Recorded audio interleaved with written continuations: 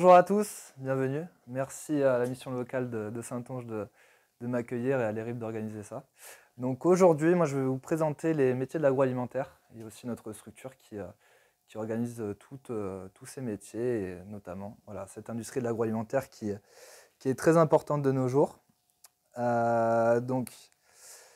L'IFRIA c'est quoi? Donc nous on a une structure qui va être spécialisée dans l'industrie agroalimentaire. Donc c'est-à-dire qu'on va organiser donc soit des formations par apprentissage, pour des jeunes, donc avec des contrats d'alternance, soit de la formation professionnelle continue, donc qui est adressée aux entreprises directement pour de la formation en interne pour leurs salariés ou du recrutement de nouveaux salariés. Et puis aussi une missions comme aujourd'hui, c'est la promotion des métiers de l'agroalimentaire, puisque l'industrie agro recrute énormément et donc a besoin de personnes comme nous pour informer et entre guillemets vendre les métiers de l'agroalimentaire parce qu'on a besoin d'énormément de profils. Donc nous, l'IFRIA, on a un fonctionnement sans mur. Donc c'est un fonctionnement particulier puisque toutes nos formations ne vont pas se passer dans nos locaux à l'IFRIA. Nous, on va déléguer avec des partenaires, donc on va confier à des partenaires la formation puisqu'ils sont spécialistes dans cela. Et donc on va avoir différentes formations, 15 au total, qui vont du CAP jusqu'au diplôme d'ingénieur. Donc ça fait plus de 320 apprentis en 2021, avec environ 380 pour la prochaine rentrée, donc 2022 ici. Et donc, comme vous pouvez le voir, peut-être qu'il y a des écoles que vous pouvez connaître. Il y a l'IUT de La Rochelle, avec qui on est partenaire. Donc il va y avoir des écoles d'ingénieurs, il va y avoir des IUT, des lycées professionnels, donc de tout avec qui on fait des partenariats. Donc maintenant, je vais vous faire participer un petit peu entre des pommes ou des granolas. Pour vous, lequel fait partie du cadre de l'agroalimentaire? Alors, on va faire à main levée. Alors, ceux qui pensent que c'est plus les pommes, lèvent le doigt. Vous pouvez lever le doigt pour les deux aussi. C'est comme vous voulez. Et ceux pour les granolas? Personne. Donc, il s'agit des deux. Donc, les pommes et les granolas font partie de l'industrie et de l'agroalimentaire, puisqu'en fait, ça consiste, ça peut être soit des matières brutes, des pommes, soit des produits transformés, donc ça fait partie de l'agroalimentaire et du terme agroalimentaire. Entre du Coca-Cola et des pâtes transformées, lequel pour vous fait partie de l'agroalimentaire? Est-ce que c'est le Coca? Non. Et est-ce que c'est les pâtes? Plutôt pour vous? C'est encore les deux. C'est encore les deux. Le Coca fait partie aussi de l'industrie agroalimentaire. Les boissons, bonjour. Les boissons font partie de l'industrie agroalimentaire puisqu'on transforme un produit brut pour en faire un produit de consommation pour les consommateurs. Allez, dernière question. Entre des carottes et des chips. Pour les carottes? Ouais. Et les chips? Aussi. Donc encore une fois, les deux font partie de l'industrie agroalimentaire. L'industrie agroalimentaire, c'est super large. Ça va comporter les boissons, le vin, le cognac qui est dans la région aussi, donc le cognac, tout ce qui est spiritueux.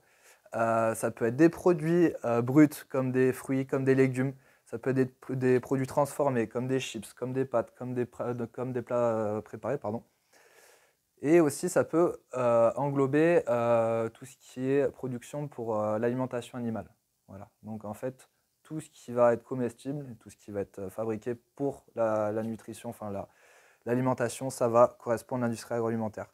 Donc tout ça pour dire, c'est qu'il y a un éventail énorme en France et dans le monde d'industrie agroalimentaire, que ça soit un produit, il y a énormément de produits différents et de choses à produire, donc c'est super large. Et donc là, on va se focaliser un peu plus sur les entreprises qu'il y a en Charente-Maritime, donc autour de Saintes. Donc comme par exemple du pâté. Hop, vous avez l'entreprise SARL Brunetto qui est dans la proximité de Saintes. Vous allez avoir tout ce qui est production de tisanes, etc. C'est un gros groupe, Léa Nature, peut-être que ça vous parle ça vous parle, c'est du côté de La Rochelle. Donc Léa Nature fait partie de la région. Vous allez avoir des biscuits Jean Lisette. Vous allez avoir du saumon fumé, des fumoirs de Saintonge. Voilà. Voilà. Je ne suis pas de la région, donc je ne vais pas vous dire un par un. Voilà. C'est pour, voilà, en fait, voilà, je remplace ma collègue qui s'occupe du territoire de Saintes et donc elle est plus spécialisée dans les entreprises et les villes. Donc voilà, mais en tout cas, ça fait partie de. C'est forcément à Saintonge. C'est ça. Voilà. Et vous avez aussi des distilleries comme le Cognac est aussi pas très loin, donc vous en avez aussi sur la Charente et la Charente-Maritime. Vous en avez d'autres encore. Vous avez Onis Fruits pour tout ce qui est production de fraises. Vous avez Nerevia pour de la viande. Vous avez Burg pour du vinaigre. Vous avez des galettes et des gâteaux Burley. Voilà. Donc Burley, je vais même vous présenter un peu une présentation vidéo pour que peut-être que voilà, pour que vous ayez un peu plus d'infos sur l'entreprise et que vous visualisez un peu comment ça fonctionne.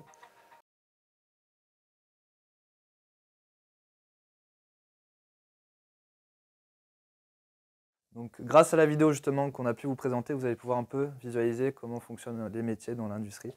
Et donc voilà. Donc, je vous disais que en agroalimentaire, il y a énormément de produits différents, d'entreprises différentes. Et là, vous avez tout simplement la Charente-Maritime avec toutes les entreprises. Donc, je pense qu'il y en a même encore plus. Donc là, il y a juste les principales. Vous avez toutes les entreprises avec tous les produits qui sont présentés ici. Donc, il y a vraiment un éventail super riche. Et donc, quels sont les métiers dans l'industrie agroalimentaire? Donc là, vous avez une petite cartographie cliché des spécialités en fonction des départements en Aquitaine. Donc voilà, ça peut aller du canard dans le Périgord, ça peut être dans le vin dans le Bordeaux, les pruneaux d'Agen, le maïs plutôt dans les Landes, etc. Donc voilà, il y a des spécialités en fonction de chaque région. Et il y a surtout des métiers différents dans l'industrie agroalimentaire, et dont deux, principalement la maintenance et la production, qui sont en recherche de profils. Donc c'est là où les besoins sont concentrés dans les industries agroalimentaires. Et donc c'est pour cela que les industriels recrutent énormément en ce moment, surtout sur ces deux types de métiers. Donc vous pouvez le voir, hein. La production, ça comporte à peu près entre 50 et 70% du volume de personnel dans une entreprise. Donc c'est vraiment le secteur le principal dans l'entreprise. La maintenance, c'est tout ce qui va être attaché au travail sur les machines de production. Donc ça peut être du réglage, ça peut être du dépannage, etc. Donc la production, vous avez pu le voir dans la vidéo, ça va être la personne qui va se charger un peu de voilà, si les produits sortent bien de la machine, si la cadence est bonne, si la température du four est à la bonne température. Donc ça, c'est avec l'exemple de Burley. Bon, ça peut être super différent en fonction d'une autre entreprise. Voilà. Vous avez aussi vu le métier en qualité, donc qui est là, QHSE, donc c'est qualité, hygiène, sécurité, environnement. Donc la qualité, ça va être checker si le produit respecte bien les normes qu'il présente, vérifier que le poids, la sortie correspond bien à ce que le client a demandé, ou par exemple la teinture de la brioche ou des choses comme ça. Voilà.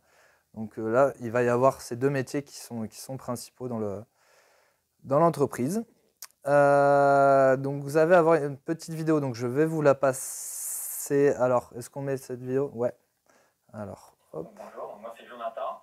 Je suis technicien de maintenance chez Charles Alice depuis maintenant 8 mois. Voilà, donc j'interviens sur différents types de machines, une vingtaine à peu près, une vingtaine de machines. Et donc là, on est sur le métier de maintenance. Que ce soit fabrication, donc on est spécialisé dans la fabrication de compotes, depuis les pommes jusqu'à la fin du produit, jusqu'à l'emballage. Donc ce qui me plaît dans ce métier, c'est surtout que les pâtes ne sont jamais les mêmes. On fait en sorte surtout que ça ne soit jamais les mêmes. Donc très diversifié, très technique. Pas mal de préventifs, voilà, on est quand même un gros groupe où on intervient le moins possible pendant une production. Le but c'est d'avoir le plus de rendement possible avec une qualité de produit optimale. Le textile maintenant c'est un métier très important parce que sans ça, les machines sans nous elles ne marchent pas en fait. On est quand même un pilier essentiel au niveau de la fabrication, de la production.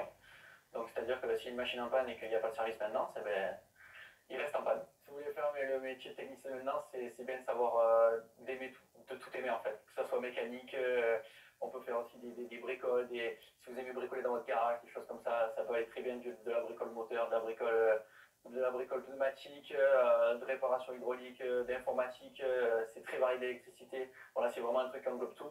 Donc j'ai fait 2 ans en BTS maintenance des systèmes en agroalimentaire. Et voilà, j'ai atterri chez Charles Alice après, donc toujours dans l'agroalimentaire. Ben, technicien de maintenance, dans la plupart des entreprises, derrière, il y a un responsable maintenance.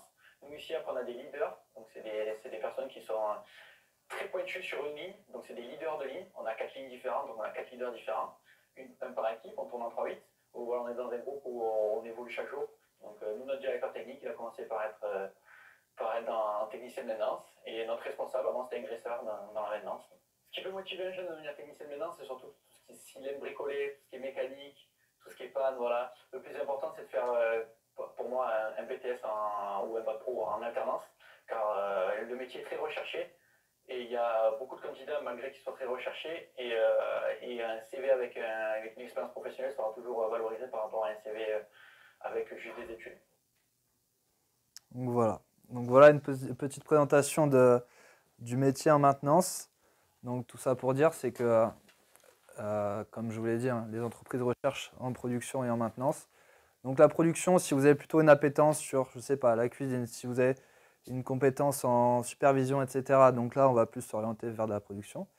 Et la maintenance, si vous avez peut-être un aspect plutôt mécanique, touché un peu à tout, là, vous allez vous éclater également.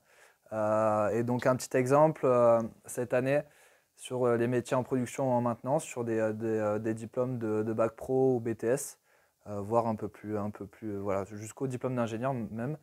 Nous, à l'IFRIA, on n'a pas comblé tous les besoins des entreprises. Donc en fait, on a encore des offres d'entreprises qui recherchent des profils et qu'on n'arrive pas à combler parce qu'on a un manque de candidats. Et donc ça, c'est applicable sur tout le territoire français et même pour des demandeurs d'emploi. Voilà. Donc pour ceux qui ne connaîtraient pas l'apprentissage, donc l'apprentissage c'est quoi? Donc c'est un fonctionnement d'études. Donc en fait pour décrocher votre diplôme, vous allez alterner entre du travail en entreprise et du travail en centre de formation. Donc vous allez avoir le statut de salarié dans l'entreprise et donc vous allez alterner entre des périodes d'école et des périodes d'entreprise. Donc c'est vraiment un format d'études qui est super agréable puisque voilà, en fait, on ne fait jamais la même chose et donc on goûte aussi à ce qui se passe vraiment dans l'entreprise. Donc c'est vraiment super réaliste par rapport à des études qui se font par exemple en cours et 100% en cours.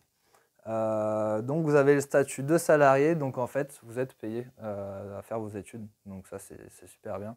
Vous avez un salaire, vos études sont financées par l'entreprise, vous gagnez en maturité, vous gagnez en expérience. Et donc, comme je vous l'ai dit, vous avez beaucoup d'entreprises qui recherchent aujourd'hui l'apprentissage et qui est vraiment en boosté depuis quelques années maintenant. Et donc la rémunération, donc, pour que comme ça vous puissiez visualiser un peu en fonction de votre âge. Pour ceux qui n'ont jamais fait d'apprentissage, vous allez commencer en première année donc, sur la colonne de gauche. Et donc en fonction de votre âge, vous allez pouvoir voir. Donc ça, c'est le salaire minimum dans lequel vous pouvez être rémunéré, sachant que beaucoup d'entreprises aussi rémunèrent au-dessus, voilà, pour soit attirer des profils, soit pour remercier le travail qui est fait en entreprise. Donc c'est un peu le SMIC légal des alternants. Voilà. Donc, comme je vous l'ai dit, donc, à l'IFRIA, nous, on a des formations qui vont du CAP jusqu'au diplôme d'ingénieur. Et donc, ces formations, en fait, sont divisées et sont spécialisées en fonction des grands domaines dans l'industrie. Donc, c'est soit la production, soit la qualité, soit le commerce, la logistique ou la maintenance. Donc, voilà, vous avez différentes formations sur différents niveaux. Donc, ça va voilà, du CAP jusqu'au diplôme d'ingénieur sur différents domaines. Hop. Et donc là, on a tout le quadrillage de l'équipe IFRIA en fonction des formations. Donc, pour rappel, nous, on n'a que des partenaires pédagogiques. Donc, les partenaires pédagogiques sont situés sur différents endroits en Nouvelle-Aquitaine. Et donc, vous avez un peu toutes les formations en fonction du territoire. Voilà. Et donc, après cette présentation, je vais vous allumer la machine ici. Donc ici, on a un outil de réalité virtuelle. Donc en fait, ce qu'on a fait, c'est qu'on a modélisé une ligne de production donc, chez un partenaire industriel à nous, donc, qui s'appelle Les Grands Chais de France. C'est un grand producteur de vin, un grand embouteilleur. Et donc, on a modélisé une ligne de production et donc, on peut faire de la formation grâce à ça et aussi la découverte des métiers. Donc moi, je vais vous faire mettre les lunettes Et vous allez pouvoir voir un peu l'environnement industriel, vous allez pouvoir à toucher à certaines pièces, faire certaines missions qui peuvent rentrer dans des métiers en production ou en maintenance. Donc comme ça, vous pourrez vous téléporter directement dans une usine tout en restant ici. Donc c'est super intéressant. Voilà.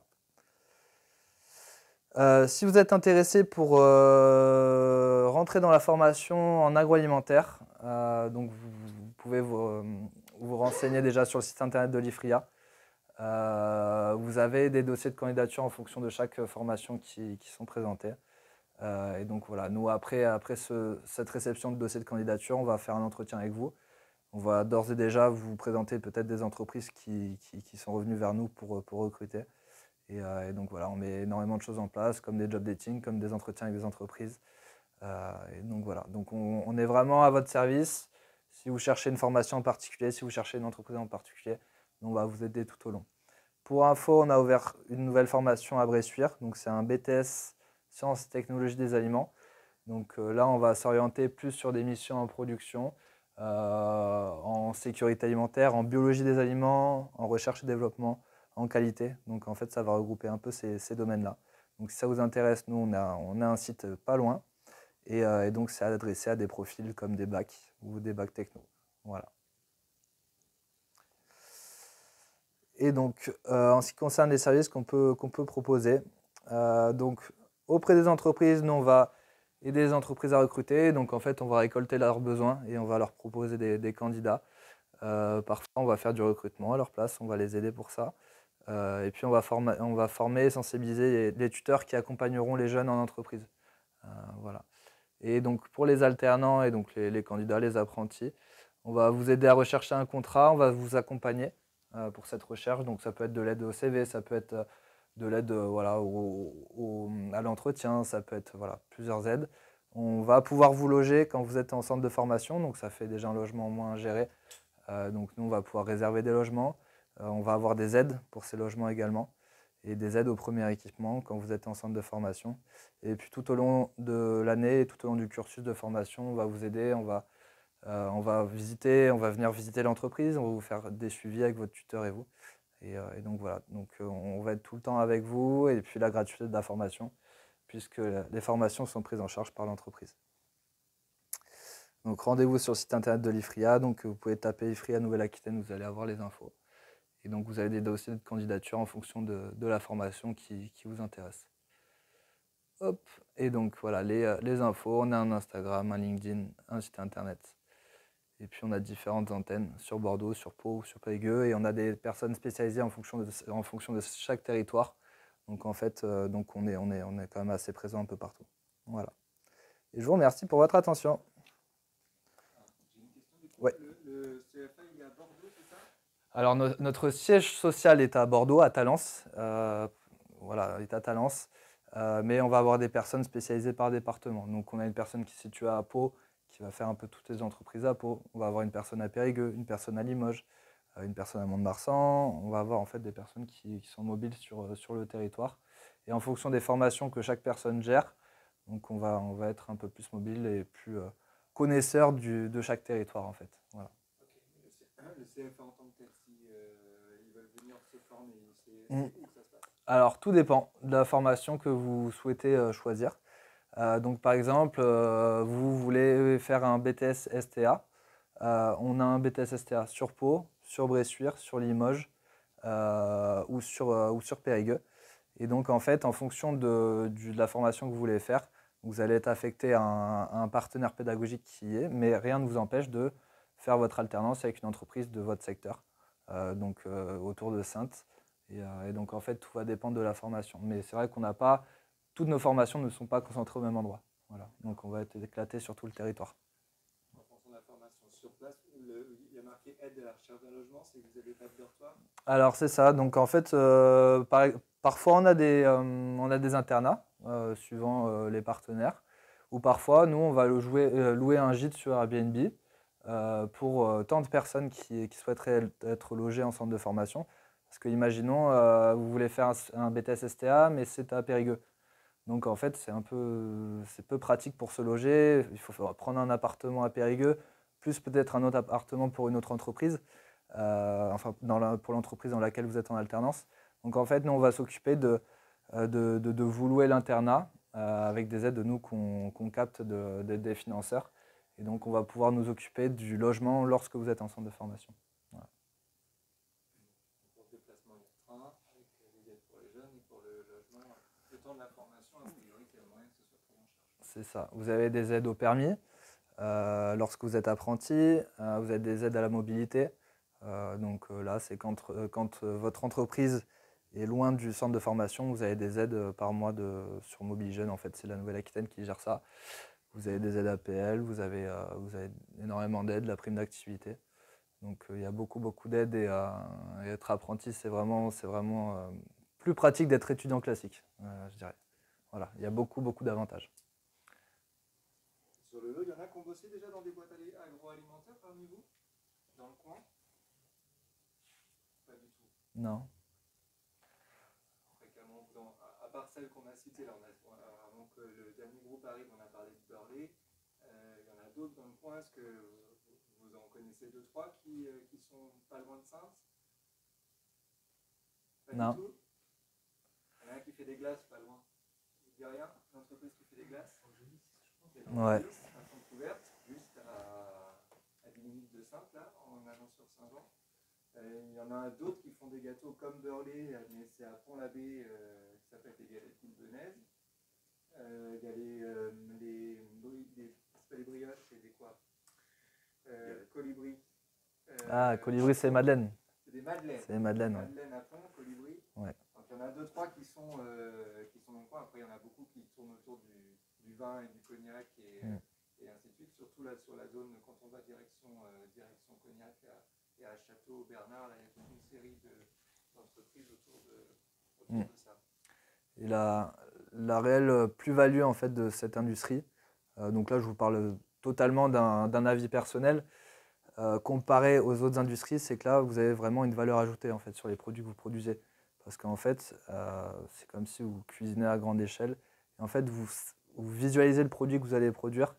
Alors que par exemple, si vous êtes dans, je ne sais pas, si vous fabriquez des boulons dans une industrie voilà, de boulons, c'est vrai que vous fabriquez toujours la même chose. Alors que vraiment, là, vous avez un produit qui est sensible, avec une réelle valeur ajoutée. Et vraiment, voilà, il y a vraiment une super, voilà, un travail qui est super intéressant sur le produit, en tout cas, ce que vous produisez. Il y a une vraie fierté de ce que vous faites. Voilà, donc je dirais que l'avantage, il est comme ça. Et aujourd'hui, nous, on souffre d'une image qui est peut-être parfois un peu ternie, sur que ce soit des scandales ou parfois les conditions qui ne sont pas simples. Aujourd'hui, les industriels font énormément d'efforts sur ça, donc c'est notre boulot de pouvoir vous parler de ça. Donc après, vous connaissez très peu d'entreprises agroalimentaires du secteur. Donc voilà, on essaie de vous les faire connaître et donc j'espère que ça peut vous intéresser. Voilà.